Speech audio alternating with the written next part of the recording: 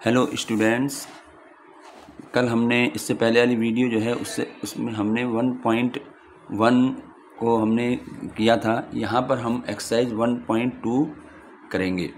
इससे पहले ये रिवाइज देख लो। इरेशनल का हमने बताया था। इरेशनल नंबर का number is called irrational if it can not be return in the form of P upon Q। P upon Q की फॉर्म में यदि नहीं लिखा जाए वो नंबर हमारे इरेशनल होते हैं। ये इससे पहले वीडियो बता चुका हूँ पूरा। Where P and Q are integers and Q is not equal to 0। अब यहाँ पर एक थ्योरम है, तो इस थ्योरम पे आधारित क्वेश्चन तुम्हें मिलेंगे। जैसे क्या है वो theorem, let P be a prime number if P divides A square then P divides A where A is a positive integer. तो ये थ्योरम कहने का मतलब ये कहता है कि यदि हमारे पास P कोई प्राइम नंबर है, मान लिया हमारे पास है 5 हमारे पास कोई नंबर है। If P divides A square, एक है पॉजिटिव इंटीजर है, तो मान लिया 5, तो वो कहता है कि यदि P डिवाइड्स A स्क्वायर, यदि P A स्क्वायर को डिवाइड करता है तो P A को भी डिवाइड करेगा। ये हमें ध्यान रखना है। तो यही थ्योरम है। तो मतलब कैसे, जैसे मतलब 5 है, अब 5 जो है 5 डिवाइड 100 को मान लो करता है ये डिवाइड 5 से, अगर मैं इसको डिवाइड तो इसको डिवाइड करेगा। तो ये कहता है कि 5 100 को डिवाइड कर रहा है तो 5 जो है 10 को भी डिवाइड करेगा और करता ही है। तो यही एक थ्योरम है कि यदि मान लिया कोई नंबर P प्राइम नंबर है, P है, और वो A स्क्वायर को डिवाइड कर रहा है। A स्क्वायर हमने 10 का स्क्वायर 100 है, 100 को यदि डिवाइड कर रहा है तो A को भी डिवाइड करेगा, यानी ये जो है A क्या हो जाएगा हमारा 10 हो जाएगा। तो 5 10 को भी डिवाइड करेगा। ये एक हमारी थ्योरम है। अब जो हम क्वेश्चन जो हम करेंगे एक्सरसाइज 1.2, बच्चे इसको बहुत ध्यान से देखना है। इसका एक क्वेश्चन जरूर आता है, एक क्वेश्चन, और ये क्वेश्चन सब सेम एक जैसे ही होते हैं। इसमें थोड़ी हमें लैंग्वेज क्या लिखनी है, उन लैंग्वेजों को हमें देखना पड़ेगा। तो पहले ही कहता है, पहला क्वेश्चन हमारा जो 1.2 में है वो कहता है प्रूव दैट √5 इज इरेशनल। हमें ये प्रूव करना है कि √5 जो है इरेशनल नंबर है। अब बच्चे ऐसे क्वेश्चन में हम क्या करेंगे, हम यहाँ पे कंट्राडिक्शन मेथड यूज़ करते हैं। अभी कंट्राडिक्शन मेथड होता क्या है, कंट्राडिक्शन मेथड का मतलब ये हो गया कि जो हमें प्रूव करना है ना, हम उसका अपोजिट मानेंगे। जैसे हमें ये दिखाना है कि √5 इरेशनल है, तो मैं ये मान के चलूँगा कि √5 रैशनल है, ये मान के चलेंगे।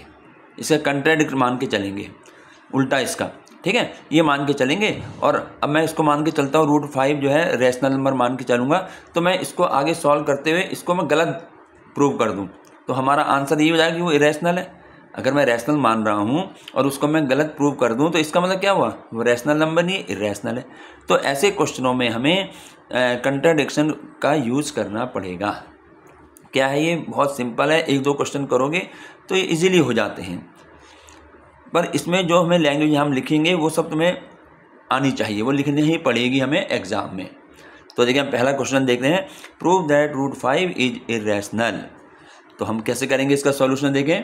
तो सबसे पहले हम ये let us assume to the contrary है ना, लेट अस एज्यूम, हर क्वेश्चन में यही लिखनी line, let us assume to the contrary that √5 is rational।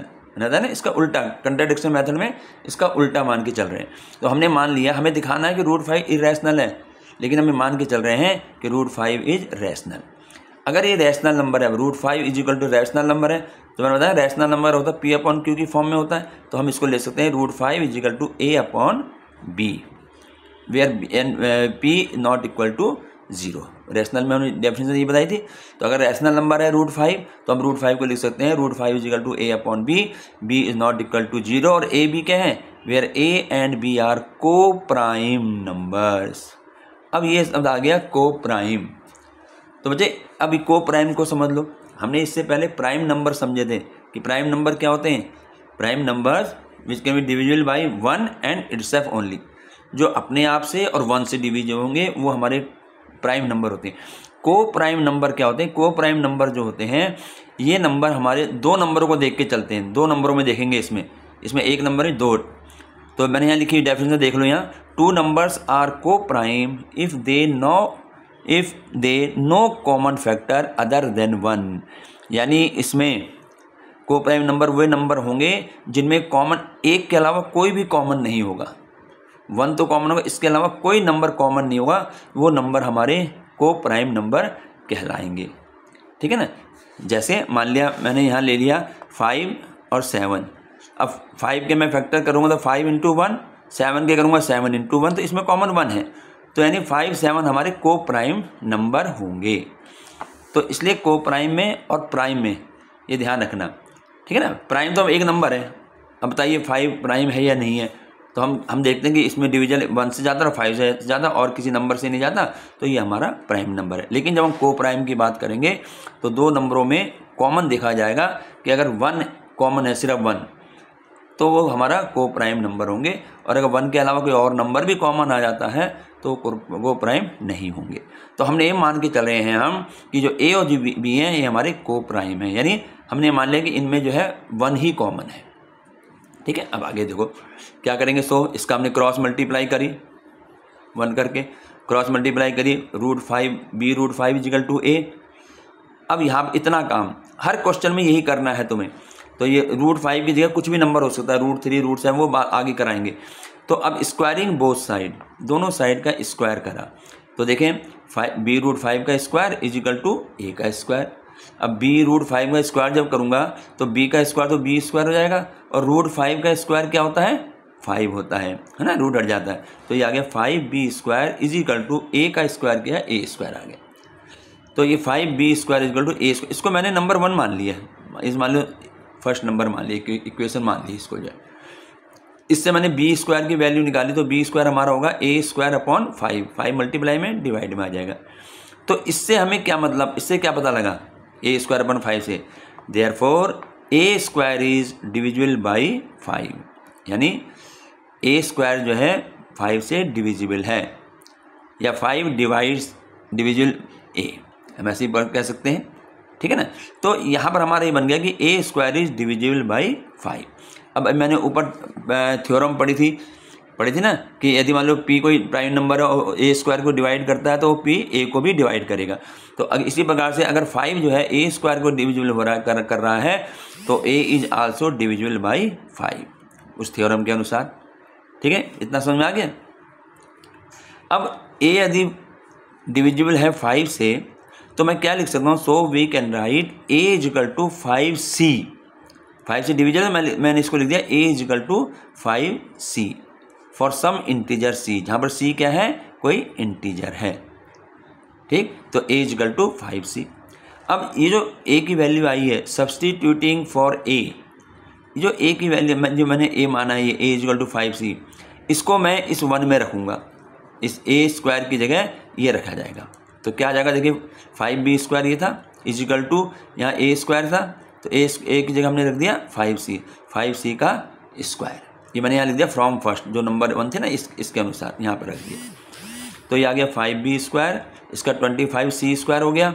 यहाँ से फिर मैं b² निकालूंगा तो ये रह 5 से डिवाइड हो जाएगा, तो रह गया 5c²।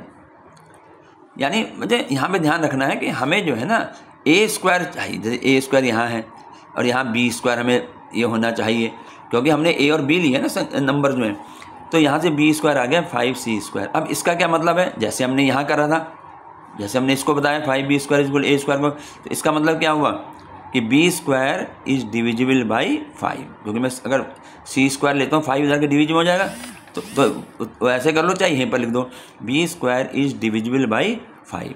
अगर b² डिविजिबल है 5 से तो b भी डिविजिबल होगा, तो b is also divisible by 5। तो एक चीज़ देखो, हमने यहाँ लिखा है कि a इज डिविजिबल बाई 5, और ये भी लिख रहे हैं कि 5 इज डिविजिबल बाई 5। इसका मतलब क्या हुआ कि ये जो मैंने a और b जो हमने माने जो को प्राइम है, तो यानी a में भी एक 5 डिविजिबल है, 5 इसमें भी कॉमन है, इसमें, तो 5 जो है 1 के अलावा एक नंबर और भी है, कौन सा 5, जो a में भी आ रहा है और b में भी आ रहा है। ठीक है, तो इससे क्या हमारा क्या प्रूव होगा, therefore a and b have at least 5 as a common factor. जब दोनों से डिवीजन है, कॉमन फैक्टर हो गया। But this contradicts the fact that a and b are coprime. लेकिन तो गलत हो गया ना, fact that a and b are को, तो हमने ए और बी को प्राइम माने थे। दिस कंट्राडिक्शन हैज़ अराइजन, ये कंट्राडिक्शन ये क्यों हुआ ऐसा? बिकॉज ऑफ आवर इनकरेक्ट एज्यूमशन, क्योंकि हमने जो है गलत उसको मान लिया था, एजम्पशन किया था। क्या माना था हमने? रूट 5 इज रेशनल, तो ये हमने इनकरेक्ट हमारा एजम्पशन था। So we conclude that root 5 is irrational number. ये है ये क्वेश्चन, एक बार फिर देख लें। ये एक दो क्वेश्चन करोगे ना तो तुम्हें बड़े आसानी आराम से हो जाएगा, ये कोई दिक्कत नहीं आने की इसमें, और बहुत इंपॉर्टेंट क्वेश्चन है। एक क्वेश्चन तो इसका जरूर आता है। देखो हमने क्या कहा, हमें क्या प्रूव करना था? रूट 5 इज इरेशनल, तो हमने जो है हमने मान लिया, let us assume that the contrary that root 5 is rational. हमने मान लिया कि रूट 5 हमारा रैशनल नंबर है। अब रैशनल नंबर माना है तो इसको रैशनल फॉर्म में लिखेंगे। तो रैशनल की डेफिनेशन क्या बताई थी? A number which can be written in the form of a upon b या पी अपॉन क्यू। तो हमने इसको ए अपॉन बी कर लिया जब b is not equal to 0 और where a and b are coprime. बिल्कुल ऐसे ही लिखना तुमने। अभी मैं एक क्वेश्चन और कराऊंगा, उसमें भी तुम्हें दोनों का कंपेयर करके बताता रहूँगा। अब इसमें हमने क्या किया? क्रॉस मल्टीप्लाई कर दी दोनों की, तो बी रूट 5 ए आ गया। इसके बाद क्या करना है? स्क्वायरिंग कर दो, दोनों तरफ स्क्वायर करा, ये स्क्वायर कर दिया, बी का स्क्वायर बी स्क्वायर, रूट 5 का 5 हो गया, ये ए स्क्वायर आ गया। तो यहीं से हमें मालूम चल रहा है कि ए स्क्वायर इज डिविजिबल बाई 5। चाहे ऐसे करके लिख लो इसको, चाहे यहीं पर ही बता सकते हो कि ए स्क्वायर इज डिविजिबल बाई 5। तो अगर ए स्क्वायर डिविजिबल है तो ए भी डिविजिबल होगा 5 से, उस थ्योरम के अनुसार जो ऊपर बताई थी। तो ए इज आल्सो डिविजिबल बाई 5। अगर ए 5 से डिविजिबल है तो हम इसको लिख सकते हैं कि ए इज इक्वल टू 5c। ठीक है ना, ए इज इक्वल टू 5c। सी हमारा क्या है? कोई भी इंटीजर है। अब ए की जो वैल्यू आ गई है, हमने जो ली है 5c, इस वैल्यू को हम रखेंगे नंबर 1 में यहाँ पे। तो ये क्या हो जाएगा? 5b स्क्वायर ऐसे ही है, ए की जगह हमने 5c रखना, तो 5c का, क्योंकि यहाँ ए स्क्वायर था, स्क्वायर आ गया। स्क्वायर कर दो, 5b स्क्वायर 25c स्क्वायर हो गया, तो b स्क्वायर हो गया 5 इधर आके 5c स्क्वायर। अब इससे क्या पता लगा? इससे क्या पता लगा? 5 इधर आके डिवाइड में होगा। अब इससे पता लगा कि b square is divisible by 5। हमें ए और ध्यान रखना, हमें जो है ए और बी से मतलब है, इसलिए हम यहाँ भी ए लिख रहेंगे, ए स्क्वायर डिविजिबल बाई 5। यहाँ तो ए का आ गया 5 से डिविजिबल, यहाँ पर हम बी को कहेंगे कि b square is divisible by 5। जब बी स्क्वायर डिविजिबल है तो बी भी डिविजिबल होगा। तो क्या मतलब हुआ? यहाँ हमारा ये मतलब ये हो गया कि ए जो है वो भी 5 से डिविजिबल है और बी भी 5 से डिविजिबल है। इसका मतलब ए और बी में 5 एटलीस्ट एक ऐसा कॉमन नंबर हो गया। तो इसका मतलब जो हमने माना है ए और बी जो है कोप्राइम, हम तो कोप्राइम मान के चलें, तो कोप्राइम तो नहीं हुए, ये कोप्राइम तो नहीं हुए ना, क्योंकि इसमें दोनों में 1 के अलावा 5 भी कॉमन है। जब कोप्राइम नहीं है तो ये यानी हमने जो माना था ये रॉन्ग माना था। तो हमने क्या माना था कि ये रैशनल नंबर है, तो इसका मतलब जो हम मान के चले हमने गलत दिखा दिया। तो ये इससे हो गया कि हमारा जो है जो रूट 5 है वो हमारा इरेशनल नंबर है। ये लिखना जो है ये ज़रूर लिखना पड़ेगा। ये एक क्वेश्चन में तुम करके देख लोगे, आगे हर क्वेश्चन में तुम्हें इसी तरह से लिखना होगा। ठीक है, तो इस एक्सरसाइज में इस टाइप का क्वेश्चन एक ही दिया था, तो इसलिए मैंने एक एग्जाम्पल ले लिया जिससे और ज़्यादा समझ में आ जाए। अब देखो, prove that root 3 is irrational. यहाँ भी फिर वही बात आ रही है, हमें प्रूव करना है कि रूट 3 इरेशनल नंबर है। तो हम क्या करेंगे बच्चे? बिल्कुल वही चीज़ जो मैंने यहाँ कराई है, बिल्कुल सेम इसी तरीके से करते जाए। मैं कह रहा हूँ एक जैसे क्वेश्चन है, एक अगर तुम्हें समझ में आ गया तो इसकी जगह कोई भी नंबर तुम कर सकते हो। तो वही करेंगे पहले। Let us assume to the contrary that root 3 is rational. वहाँ भी यही किया था कि हमने मान लिया कि ये रैशनल नंबर है। सब ये तुम्हें करोगे ना 2-4 क्वेश्चन तो समझ में आ जाएगा। अब ये रैशनल नंबर है तो मैं इसको रूट 3 को मैं लिख दूंगा ए अपॉन बी की फॉर्म में, पी अपॉन क्यू की फॉर्म में, वेयर ए एंड बी क्या है? को प्राइम है and b is not equal to 0। ये सब दिखाना पड़ेगा, जो एग्जाम में अगर लिखते हो तो लिखना पड़ेगा कि ए एंड बी क्या है। तो a and b are coprime and b is not equal to 0। अब क्या करना था? इसके बाद हमने क्या किया था? क्रॉस मल्टीप्लाई करी थी, तो इसकी भी क्रॉस मल्टीप्लाई करो, वही मेथड बिल्कुल। बी के रूट 3 में करी बी रूट 3, ए के 1 में करी ए आ गया। इसके बाद क्या किया? स्क्वायरिंग कर दो, तो squaring the both side. Same उस तरीके से b√3 का स्क्वायर किया, a का स्क्वायर कर दिया, √3 का स्क्वायर 3 हो गया, b का स्क्वायर किया b हो गया, b स्क्वायर हो गया और ये a स्क्वायर हो गया। अब इससे हमें क्या मालूम चला, इससे क्या पता, अगर मैं 3 को इधर लाऊंगा तो डिवाइड में आ जाएगा, तो इसका मतलब कि a square is divisible by 3। ये नंबर 1, इसको हम नंबर 1 दे देंगे, जैसे कि यहाँ पर हमें वैल्यू हमें आगे पुट करनी होगी। तो इसको हम क्या कह सकते हैं कि a square is divisible by 3। अगर a स्क्वायर 3 से डिविजिबल है तो उस थ्योरम के अनुसार a is also divisible by 3। अब a जो है 3 से डिविजिबल है तो हम इसको हम लिख सकते हैं a is equal to 3c। हमने मान लिया a is equal to 3c। वहाँ पीछे √5 था तो 5c आ रहा था, तो a is equal to 3c और c क्या है, सम इंटीजर्स। अब ये वैल्यू जो है, इस वैल्यू को हम क्या करेंगे, 1 में पुट कर देंगे, 1 में पुट करेंगे। तो substituting for a we get, यहाँ करो नंबर 1 3b स्क्वायर ऐसी रहेगा, a स्क्वायर है तो a की जगह हमने 3c लिखना है, तो 3c का स्क्वायर आ गया, तो 3b स्क्वायर आ गया, 3 का स्क्वायर 9 हो गया, 9c स्क्वायर हो गया, यहाँ से b स्क्वायर 3 इधर आएगा, डिवाइड में बनेगा तो ये 3 से डिवाइड 3c स्क्वायर। तो यानी अब यहाँ पर अब हम क्या लिख सकते हैं, जैसे हमने यहाँ लिखा था ना a square is equal to 3b square, तो हमने बताया था, तो ऐसे ही यहाँ पर आगे b square is equal to 3c square. It means b square is divisible by 3, क्योंकि 3 जाके डिवाइड में होगा ना, तो b square is divisible by 3 और उस थ्योरम के अनुसार b is also divisible by 3। इसका मतलब a भी डिविजिबल बाई 3 है a, और b भी डिविजिबल बाई 3 है। इसका मतलब ये हो गया कि a और b जो हमने नंबर हैं उनमें 3 कॉमन है, 3b एक कॉमन है, therefore a and b have at least 3 as a common. तो यानी उन दोनों में 3 भी कॉमन है। अब जो हमने यहाँ लिखा था, जो चीज़ हमने यहाँ लिखी है पूरी, वही चीज़ हम उसको यहाँ लिख देंगे। But this contradicts the fact that a and b are coprime. This contradiction has arisen because of our incorrect assumption that √3 is rational. वही चीज़ लिखनी है कि हमने ये कंट्राडिक्शन क्यों आया, क्योंकि हमने इनकरेक्ट एजम्पशन कर लिया था कि √3 रैशनल है। So we conclude that √3 is irrational number.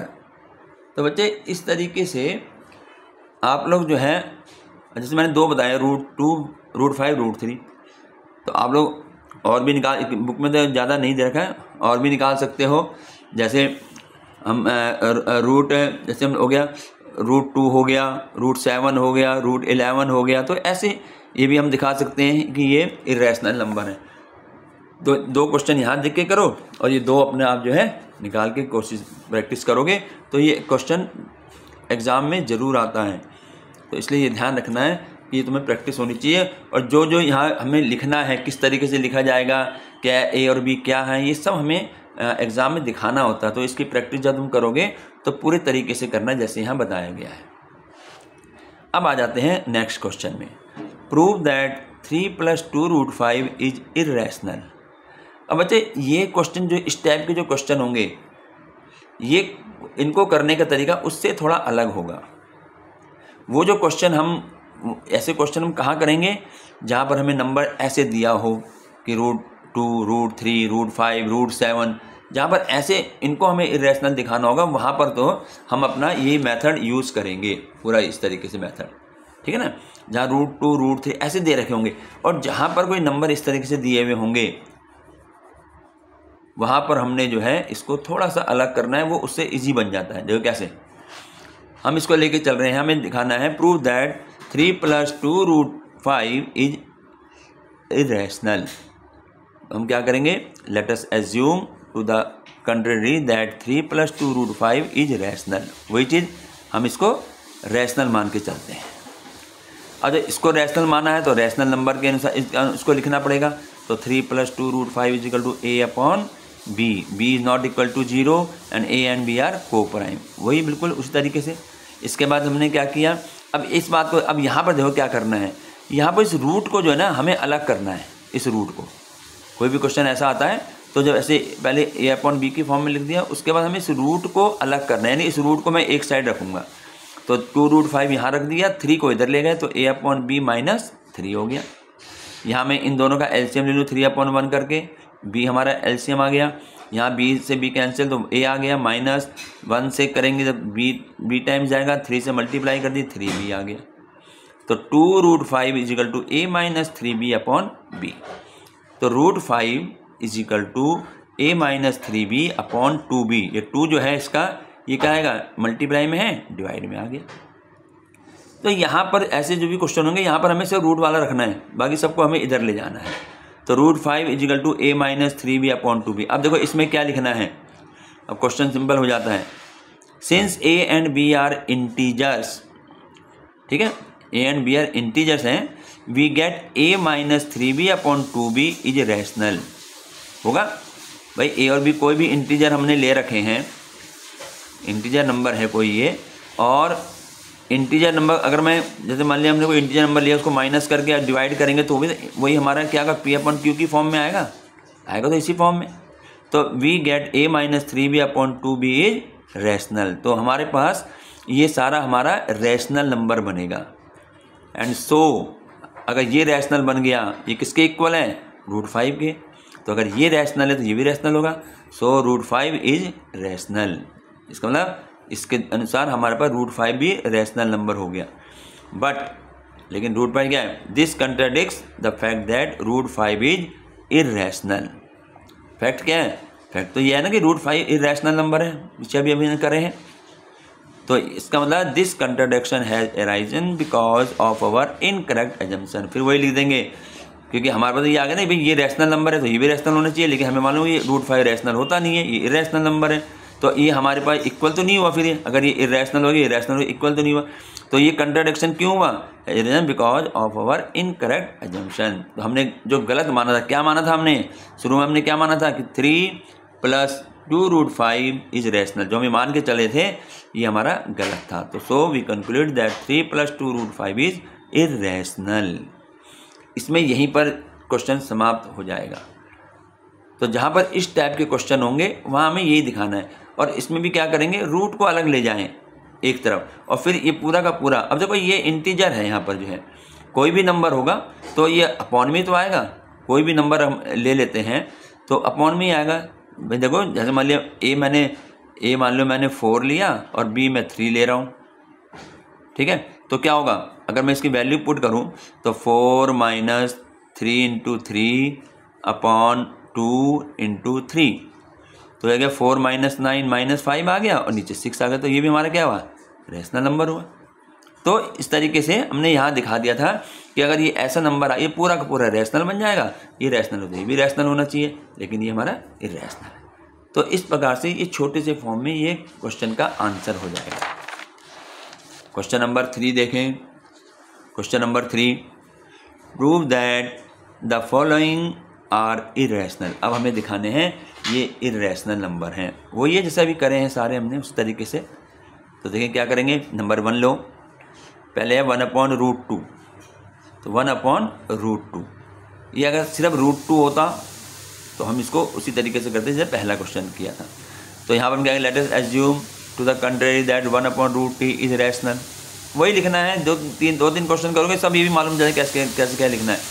तो अब 1/√2 अगर मैं इसको रैशनल मानना हूँ तो 1/√2 होगा a/b के, b ≠ 0, a and b are coprime, बिल्कुल वही लिखोगे। तो इसकी क्रॉस मल्टीप्लाई करी, a√2 आ गया और = b आ गया। अब मैंने कहा बताया था पीछे क्वेश्चन में कि रूट को अलग रख लो, रूट वाला, तो ये √2 यहाँ रहेगा तो a हमारा अपॉन में आ गया, तो b/a। अब यहाँ फिर वही बात लिखेंगे कि a and b are integers, a और b तो इंटीजर है। अगर a और b इंटीजर हैं तो इसका मतलब we get b/a is rational. इसका मतलब b/a भी रैशनल नंबर हुआ, ठीक है ना। देयरफॉर अगर ये रैशनल नंबर है, देयरफॉर √2 इज आल्सो रैशनल। अगर भैया ये रैशनल है b/a और दोनों इक्वल का साइन लगा हुआ है, तो अगर b/a रैशनल है तो √2 भी हमारा रैशनल होना चाहिए।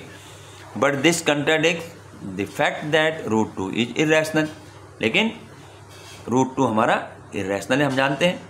चाहे इतना किया जाए तो मैं लिख सकता हूँ but we know that √2 is irrational, ऐसे भी लिख सकते हो, या ऐसे बिल्कुल। But this contradict the fact that √2 is irrational, ठीक है। The contradiction has arisen because of our wrong assumption. अब ये रॉन्ग क्यों हो गया, ये तो रैशनल हो गया, ये इरैशनल हो गया, दोनों इक्वल तो हो नहीं सकते। तो ये हमारा इन रॉन्ग एजम्पशन हमने माना था ना, क्या माना था हमने कि 1/√2 इज रैशनल, ये हमने माना था 1/√2 इज रैशनल, तो we conclude that 1/√2 is irrational, ये हमारा इरेशनल नंबर होगा। सिंपल से क्वेश्चन है, कोई दिक्कत नहीं आएगी इन्हें करने में। एक और देख लो 7√5। अब यहाँ सिर्फ √5 होता तो इसको भी उसी तरीके से करते जैसे हमने पहला क्वेश्चन किया है, जो पहला क्वेश्चन जो हमने किया था। तो लेकिन जब नंबर आ जाता है तो इसको दूसरे तरीके से कर लेते हैं। कैसे करेंगे, यहाँ पर हमने क्या करना है, let us assume to the contrary that 7√5 is irrational. अब रैशनल है तो 7√5 को हमने a/b की फॉर्म में लिख दिया, b not equal to 0, a and b are coprime, सब वही लिखना है जो भी करते आए हैं। इसके बाद क्या करेंगे, यहाँ से रूट को अलग कर लो, तो √5 मैंने अलग लिख दिया, तो 7 जो मल्टीप्लाई में है इधर आकर डिवाइड में हो गया, a/7b। अब फिर वही लैंग्वेज लिख दो जो लिखेंगे, क्या क्या लिखेंगे सब चले, since a and b are integers we get a/7b is rational number, है ना, ये हमारा रैशनल हो जाएगा। तो सिंस नंबर देयरफॉर, अगर ये rational number therefore √5 is also rational, but this contradicts, ये तो गलत हो गया कि √5 फैक्ट क्या है, दैट √5 इज इरेशनल। तो द कंट्राडिक्शन है arisen because of our incorrect assumption that 7√5 is rational. ये गलत क्यों हुआ, क्योंकि हम इसको गलत मान के चल रहे थे कि 7√5 जो है वो रैशनल है, तो ये गलत हो गया, हमने मान लिया। तो इसका मतलब so we conclude that 7√5 is irrational. तो कंट्राडिक्शन मेथड में हमारे इस तरीके से चलते हैं, हमें दिखाना इरेशनल है, हम रैशनल मान के चलेंगे और उस चीज़ को हम गलत दिखा देंगे। तो वो गलत होगी तो इसका मतलब हमने रैशनल माना है, तो हमारा आंसर क्या आएगा कि वो इरेशनल होगी। तो ये यहाँ पर ही क्वेश्चन हो गया। इसके बाद 6 + √2 है, ये तो पहले की तरह ही है, 6 + √2। फिर वही करेंगे, let us assume that 6 + √2 is rational number मान लिया, तो इसको हमने a/b की फॉर्म में लिख दिया, b not equal to 0, a and b are coprime number. अब यहाँ क्या करेंगे, मैंने कहा ना √2 को अलग रखो, तो √2 यहाँ रह गया, तो 6 इधर आकर के माइनस हो गया, तो a/b -6, तो 6/1 करके इसका हमने ले लिया एलसीएम, b हमारा एलसीएम हो गया। तो यहाँ से b से b 1 टाइम्स गया, a से a आ गया, माइनस यहाँ 1 टाइम्स से 6b में, तो 6b हो गया।